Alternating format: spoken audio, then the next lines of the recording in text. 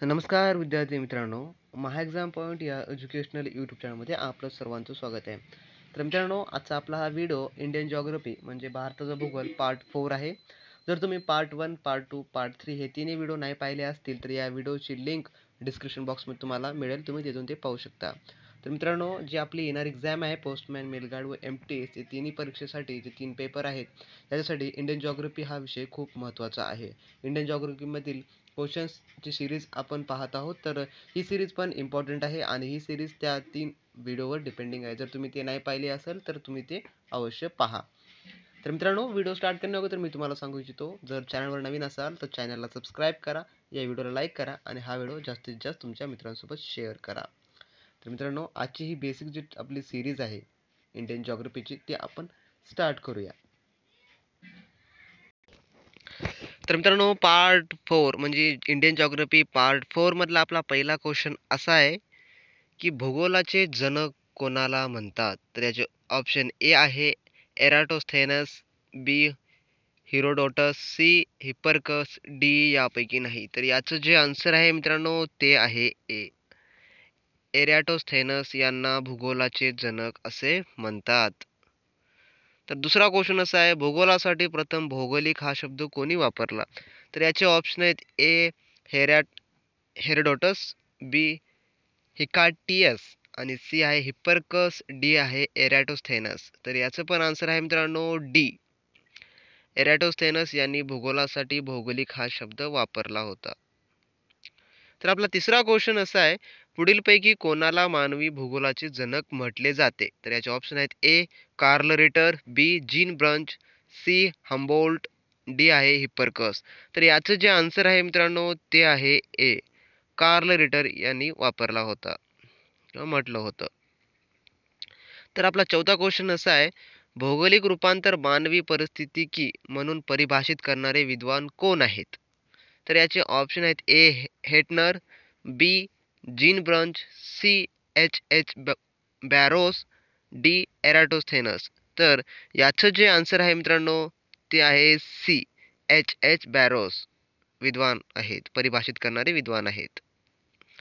तर आपला पाचवा क्वेश्चन असा आहे, जिओमॉर्फॉलॉजीचा जिओमॉर्फॉलॉजीचा जनक कोणाला मानलं जातं? तर याचे जे ऑप्शन आहेत ते ए स्नायू, बी डेव्हिस, सी पंक, डी यापैकी कोणीही नाही किंवा यापैकी काहीही नाही. तर याचं जे आन्सर आहे मित्रांनो ते आहे ए स्नायू यांना जिओमॉर्फॉलॉजीचा जनक मानले जाते. सहावा क्वेश्चन असा आहे आपला, भूगोल हे केंद्र म्हणून पृथ्वीचा अभ्यास करण्याचे शास्त्र आहे असे कोणी म्हटले आहे? तर याचे ऑप्शन आहेत ए वॉरानियस, बी टेलर, सी कांत, डी यापैकी नाही.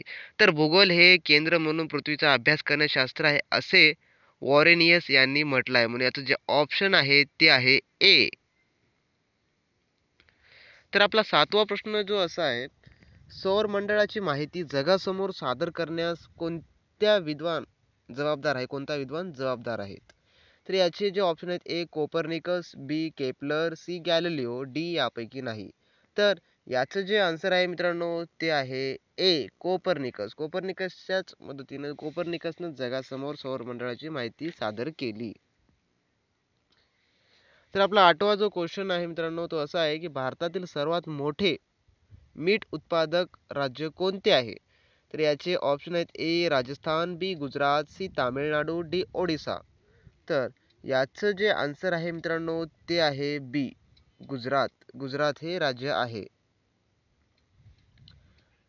तर आपला नववा जो क्वेश्चन आहे तो असा आहे, अलमटी धरण कोणत्या नदीवर आहे? तर याचे ऑप्शन आहेत ए कृष्णा नदी, बी कावेरी, सी तुंगभद्रा नदी, डी आहे मालप्रभा नदी. तर अलमटी धरण हे मित्रांनो जे आहे ती नदी आहे कृष्णा नदी. कृष्णा नदीवर अलमटी धरण आहे, म्हणून याचं जे आन्सर आहे ते आहे ए. तर आपला 10वा क्वेश्चन असा आहे, डॅम्पियर हॉज लाईन खालीलपैकी कोणत्याशी संबंधित आहे? असा प्रश्न आहे, कोणत्याशी संबंधित आहे? तर ए कॅम्पचा आखात, बी पाल्क सामुद्रधुनी, सी अंदमान निकोबार बेटे, डी सुंदरबन. तर याचं जे आन्सर आहे मित्रांनो ते आहे डी सुंदरबन. सुंदरबनशी संबंधित डॅम्पियर हॅजेस ही लाईन आहे. डी हे याचं आन्सर आहे मित्रांनो.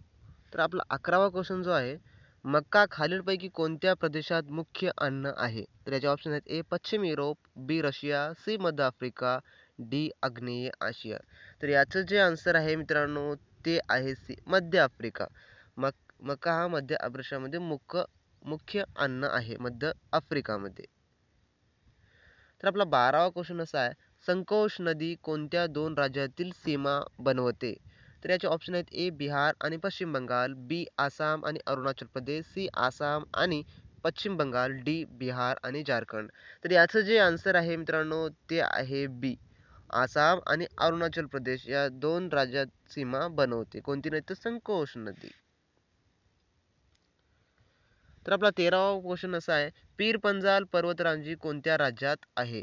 तर याचे ऑप्शन आहे ए अरुणाचल प्रदेश, बी जम्मू आणि काश्मीर, सी पंजाब, डी उत्तराखंड.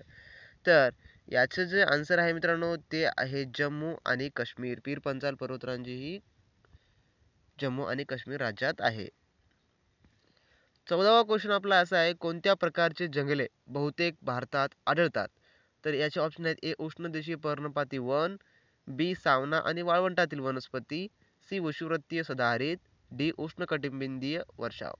तर कोणत्या प्रकारची जंगले बहुतेक भारतात आढळतात? तर ती आहे मित्रांनो उष्णदेशीय पर्णपाती वने. म्हणून जे याचा आन्सर जे आहे ते आहे ए. तर आपला 15वा क्वेश्चन असा आहे, ऑक्सिजन पुरवठा न करता माउंट एव्हरेस्टवर चढणारी पहिली व्यक्ती कोण? तर याचे ऑप्शन आहेत ए टेरेस बेनन, B Duncan Chessel, C Reinhold Messner, D Jean Troillet. तर याचं जे आन्सर आहे मित्रांनो ते आहे सी रिनहोल्ड मेसनर हे आहेत पहिली व्यक्ती. तर आपला क्वेश्चन फॉर यू मधला क्वेश्चन असा आहे मित्रांनो आजचा, काचिन टेकड्यांशी भारताची कोणती सीमा संलग्न आहे? तर याचे ऑप्शन आहेत ए भूतान, बी म्यानमार, सी नेपाळ, डी चीन.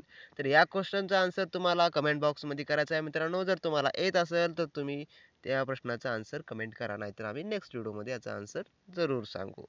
तर मित्रांनो आजचे असे टॉप 15 क्वेश्चन होते जे की इंडियन जॉग्राफीच्या रिलेटेड एकदम बेसिक क्वेश्चन होते, तुम्हाला जे की सर्व काही माहिती करून दिलेले आहेत. भूगोलात जनक, त्यांचं जे पुन्हा त्यांचं जे शब्दार्थ आहे त्याच्यामध्ये ॲड केलेले, त्याचे जनक कोण आहेत हे सर्व काही याच्यामध्ये सांगितलं गेलं आहे. तर मित्रांनो व्हिडिओ कसा वाटला हे तुम्ही अवश्य आम्हाला कमेंट बॉक्सद्वारे कळवा आणि व्हिडिओला लाईक करा, चॅनलला सबस्क्राईब करा आणि हा व्हिडिओ जास्तीत जास्त शेअर करा.